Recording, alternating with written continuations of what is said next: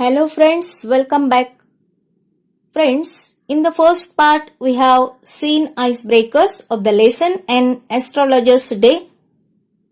In the second part we have discussed about the writer of this lesson, R.K. Narayan, and the main character of the story, the astrologer.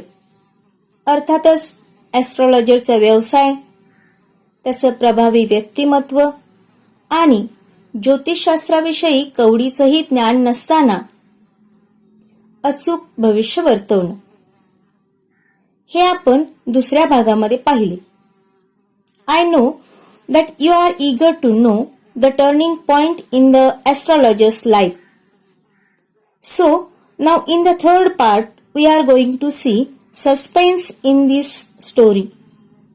चला तर मग पाहूया ॲस्ट्रॉलॉजरच्या जीवनात नेमके काय घडते. The astrologer had left his village without any previous thought or plan. If he had continued there, he would have carried on the work of his forefathers, namely tilling the land, living, marrying, and ripening in his cornfield, an ancestral home. But that was not to be. ज्योतिषाने जेव्हा आपले गाव सोडले तेव्हा त्याने त्या बाबतीत कुठलाही विचार किंवा पूर्वनियोजन केले नव्हते. तो जर गावी राहिला असता तर त्याने पूर्वापार चालत आलेली वडिलोपार्जित कामे केली असती, शेतीवाडी सांभाळले असती, मक्याचं पीक घेतलं असतं, लग्न केलं असतं आणि पूर्वजांनी बांधलेलं घर सांभाळलं असतं. पण तसं काही घडायचं नव्हतं. He had to leave home without telling anyone, and he could not rest till he left it behind a couple of 100 miles. To a villager, it is a great deal. As if an ocean flowed between. कोणालाही न सांगता त्याला आपले गाव सोडावे लागले. 100-200 मैलांचा प्रवास करेपर्यंत त्याने साधी उसंतही घेतली नव्हती. एखाद्या खेडूतासाठी ही साधी गोष्ट नव्हती. त्याच्यासाठी ती खूप मोठी बाब होती. जणू गाव आणि शहर यामधलं अंतर हे एखाद्या महासागरा एवढं होतं. When the person before him agreed, he questioned, "Is there any woman in your family, maybe even a distant relative, who is not well disposed towards you?" Or he gave an analysis of character. Most of your troubles are due to your nature. How can you be otherwise with Saturn where he is? You have an impetuous nature and a rough exterior. This endeared him to their hearts immediately, for even the mildest of us loves to think that he has a forbidding exterior. जेव्हा समोरचा माणूस ज्योतिषाशी सहमत व्हायचा तेव्हा ज्योतिषी त्याला प्रश्न विचारायचा की तुमच्या कुटुंबात किंवा दूरच्या नात्यात अशी कोणी स्त्री आहे का की जिला तुमचं चांगलं झालेलं बघवत नाही. किंवा मग काही वेळा तो समोरच्या व्यक्तीचे गुणदोष सांगायचा आणि म्हणायचा, तुम्हाला होणाऱ्या त्रासाला तुमचा स्वभाव कारणीभूत आहे, नाहीतर तुमच्या पाठी एवढं शनिबल असताना असं होऊच शकत नाही. तुम्ही बाहेरून कठोर पण आतून खूप भाबड्या स्वभावाच्या आहात. हे वाक्य त्याच्या समोरच्या माणसाला खुश करून टाकायचं. कारण बहुधा सर्वांनाच, अगदी मृदू स्वभावाच्या माणसांना सुद्धा आपण बाहेरून कठोर आहोत हे ऐकायला आवडतं. The nuts vendor blew out his flare and rose to go home. This was a signal for the astrologer to bundle up too, since it left him in darkness, except for a little shaft of green light which strayed in from somewhere and touched the ground before him. शेंगा विक्रेत्याने आपली मशाल विझवली आणि तो घरी जायला उठला. ज्योतिषाला जणू आवर्ते घेण्याचा तो सिग्नलच होता. कारण त्याच्या समोरच्या जमिनीला स्पर्श करणारा, कुठून तरी येणारा हिरवट प्रकाश सोडला तर तिथे सर्वत्र फक्त अंधार पसरला होता. He picked up his cowrie shells and paraphernalia and was putting them back into his bag when the green shaft of light was blotted out. He looked up and saw a man standing before him. ज्योतिषाने त्याच्या कवड्या उचलल्या, इतर सर्व सामान एकत्र केले आणि आपल्या गाठोड्यात भरू लागला. एवढ्यात दूरवरून येणारा तो हिरवट प्रकाश कशाने तरी अडवला गेला. म्हणून ज्योतिषाने वर पाहिले तर त्याला त्याच्या समोर एक व्यक्ती उभी राहिलेली दिसली. He sensed a possible client and said, "You look so careworn. It will do you good to sit down for a while and chat with me." समोर उभा राहिलेली व्यक्ती म्हणजे संभाव्य गिराईक असल्याची जाणीव ज्योतिषाला झाली आणि तो म्हणाला, "तुम्ही चिंतेत दिसताय. जर थोडा वेळ तुम्ही खाली बसलात आणि माझ्याबरोबर बोललात तर बरं होईल." The other grumbled some reply vaguely. The astrologer pressed his invitation, whereupon the other thrust his palm under his nose, saying, "You call yourself an astrologer?" समोरच्या व्यक्तीने अस्पष्ट आवाजात कुरकुर केली. ज्योतिषाने पुन्हा जरा जोर देऊन त्याला आग्रह केला तेव्हा त्या व्यक्तीने आपला तळहात त्याच्या पुढे केला आणि तो ज्योतिषाला म्हणाला, "तू स्वतःला ज्योतिषी समजतोस ना?" The astrologer felt challenged and said, tilting the other's palm towards the shaft of light, "Yours is a nature." "Oh, stop that," the other said. "Tell me something worthwhile."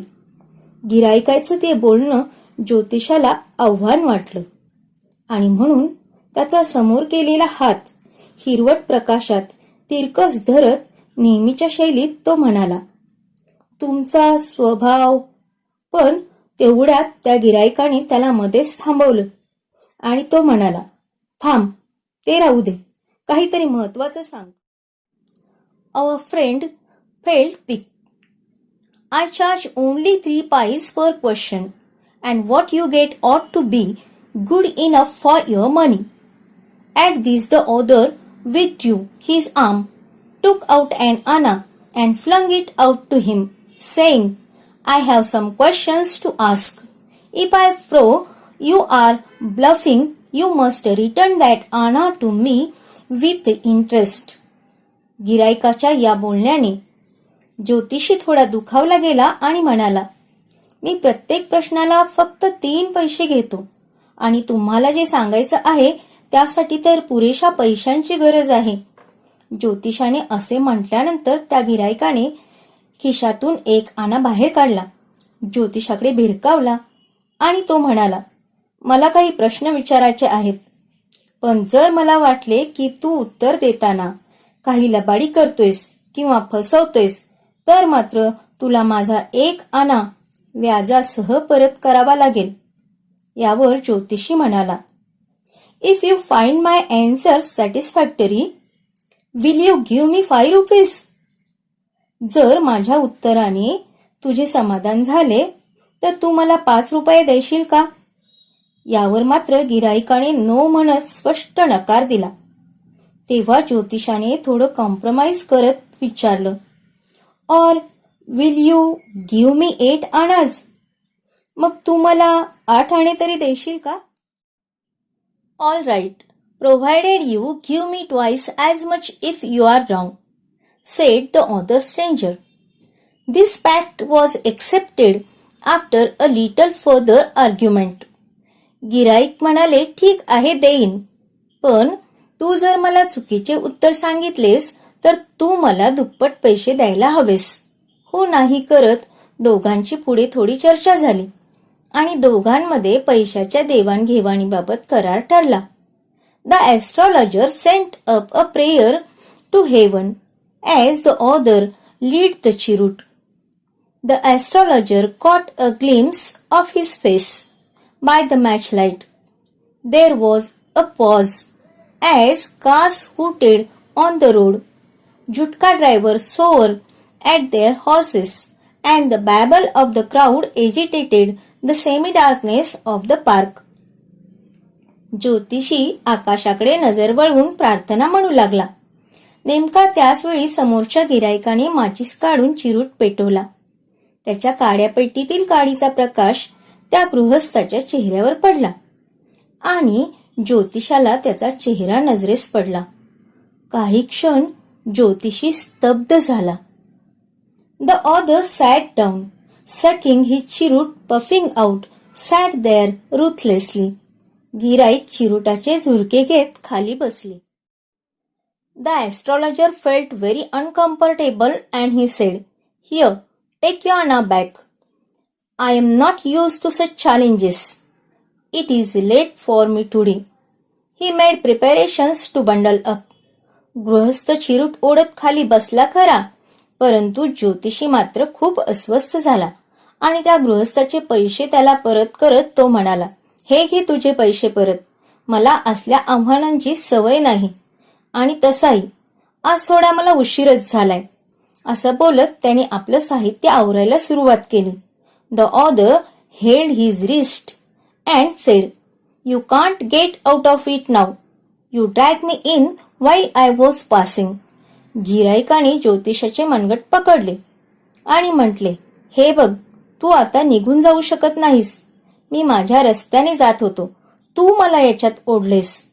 The astrologer shivered in his grip and his voice shook and became faint. He said, "Leave me today. I will speak to you tomorrow." गिरायकाने मनगट पकडता ज्योतिषाचा थरकाप उडाला. आवाजाला कंप फुटला. खालावलेल्या आवाजात तो कसाबसा म्हणाला, "मला आज जाऊ दे. मी उद्या तुझ्याशी बोलेन."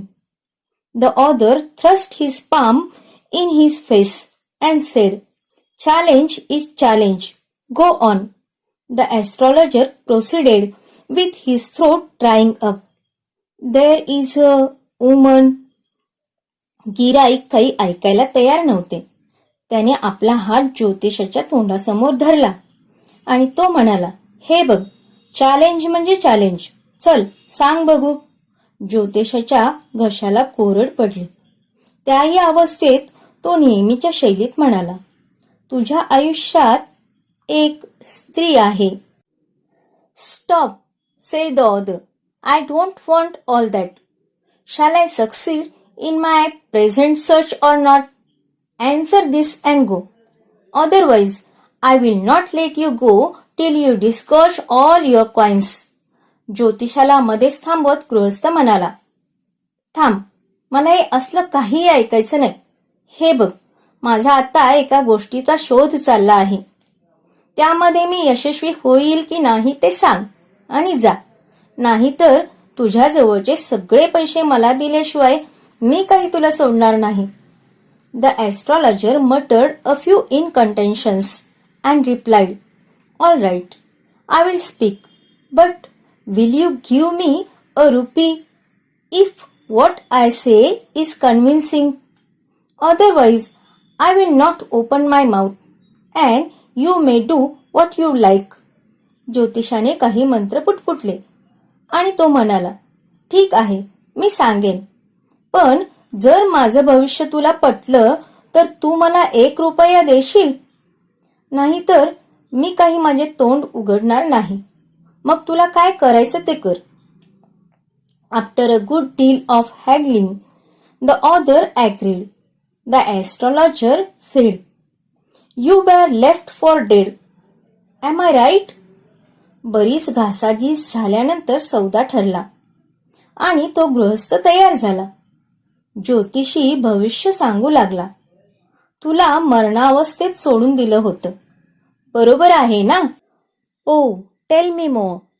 समोरच्या गृहस्थाला हे पटलं आणि तो म्हणाला, "हो, अगदी बरोबर आहे. पुढे सांग." "A knife has passed through you once," said the astrologer. ज्योतिषी पुढे म्हणाला, "तुझ्यावर चाकू हल्ला झाला होता ना. Good fellow. He bared his chest to show the scar. What else? अगदी बरोबर आहे मित्रा, असं म्हणत गिराईकाने छातीवरचा वार दाखवला आणि म्हणाला, अजून काही सांगशील? And then you were pushed into a well nearby in the field. You were left for dead. ज्योतिषी म्हणाला, आणि तुला जवळच्या शेतातल्या विहिरीत ढकलून मरणासन्न अवस्थेत सोडण्यात आलं. I should have been dead if some passerby had not chanced to peep into the well, exclaimed the author, overwhelmed by enthusiasm. When shall I get at him? He asked, clenching his fist. हे सगळं ऐकून तो गृहस्थ पुरता भारावून गेला आणि उद्गारला, खरं तर तिथून जाणाऱ्या वाटसरूनं जर विहिरीत डोकावून पाहिलं नसतं तर मी मेलोच असतो. पुढे रागाने मुठी आवळून तो म्हणाला, तो मला कधी सापडेल? In the next world, answered the astrologer. He died 4 months ago in a far-off town. You will never see any more of him. The author groaned on hearing it. The astrologer proceeded. गुरुनायक, त्या गृहस्थाचा तो आवेग पाहत ज्योतिषी म्हणाला, तुला आता तो स्वर्गात भेटेल. 4 महिन्यांपूर्वीच त्याचा एका दूरच्या शहरात मृत्यू झाला. हे ऐकून तो गृहस्थ निराशेने चुकचुकला. त्याच्याकडे पाहत ज्योतिषी म्हणाला, Gurunayak, you know my name, the author said, taken aback. ज्योतिषाच्या तोंडून आपलं नाव ऐकून तो गृहस्थ खूप आश्चर्यचकित झाला आणि म्हणाला, तुला माझे नाव देखील माहितीये? As I know all other things.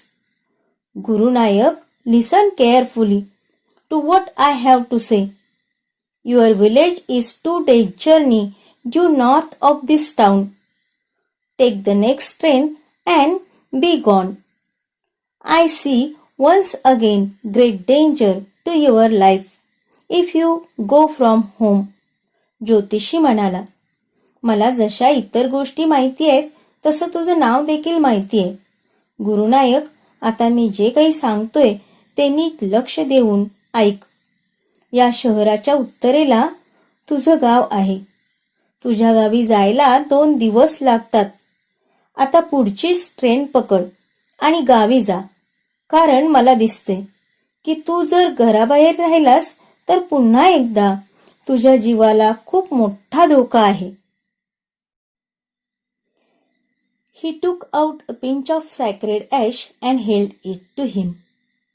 Rub it on your forehead and go home. Never travel southward again, and you will live to be 100. ज्योतिषाने एक चिमूटभर भस्म घेतले आणि गिराईकापुढे धरून तो म्हणाला, हे भस्म कपाळाला लाव आणि घरी जा. पुन्हा कधीही दक्षिणेला प्रवास करू नकोस, म्हणजे तू 100 वर्ष जगशील. Why should I leave home again? The author said reflectively. I was only going away now and then to look for him and to choke out his life if I met him. He shook his head regretfully. He has escaped my hands. I hope at least he died as he deserved. गिराईक जरा विचार करत बोलले, आता कशाला मी घर सोडू?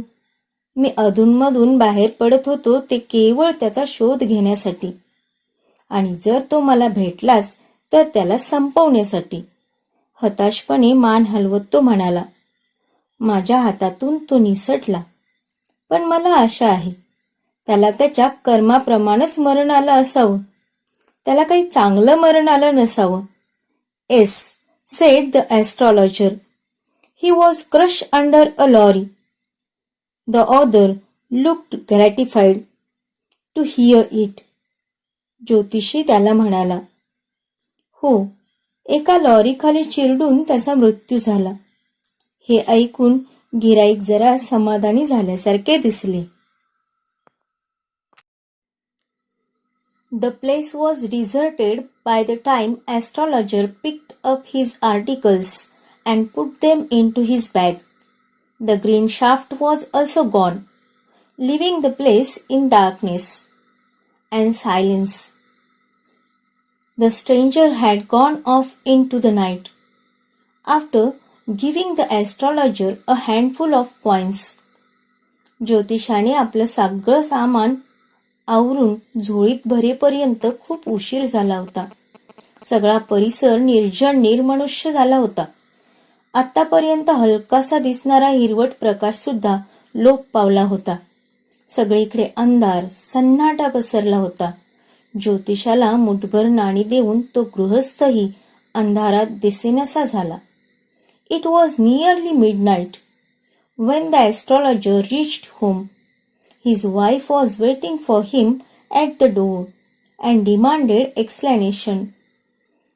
He flung the coins at her and said, "Count them." One man gave all that. ज्योतिषी घरी पोहोचला तेव्हा जवळजवळ मध्यरात्र झाली होती. त्याची पत्नी दरवाजात उभी राहून त्याची वाट पाहत होती. साहजिकच तिनं त्याला उशिरा येण्याचं कारण विचारलं. तेव्हा तिच्याकडे पैसे देत ज्योतिषी म्हणाला, "मोज ते पैसे. हे सगळे एकाच व्यक्तीने दिलेत. 12.5 annas, she said, counting. She was overjoyed. I can buy some jaggery and coconut tomorrow.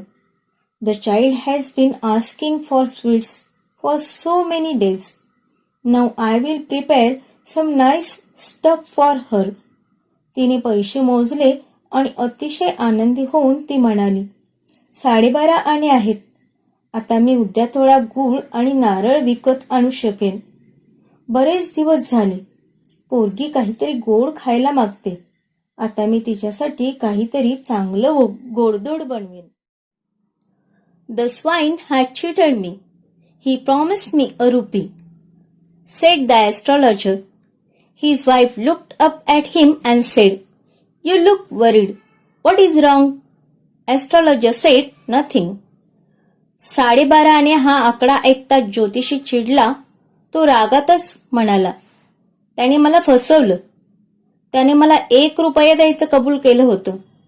ज्योतिषाच्या पत्नीने त्याच्याकडे पाहिले आणि ती म्हणाली, "तुम्ही थोडे काळजीत दिसताय. काय झालं?" "काही नाही," असे म्हणत ज्योतिषाने विषय थांबवला. After dinner, sitting on the pyol, he told her, "do you know, a great load is gone from me today. I thought I had the blood of a man on my hands all these years. That was the reason why I ran away from home, settled here and married you. He is alive." जेवण झाल्यानंतर बाजल्यावर बसत ज्योतिषी पत्नीला म्हणाला, "तुला माहिती आहे का, आज माझ्या मनावरचं खूप मोठं ओझं हलकं झालं.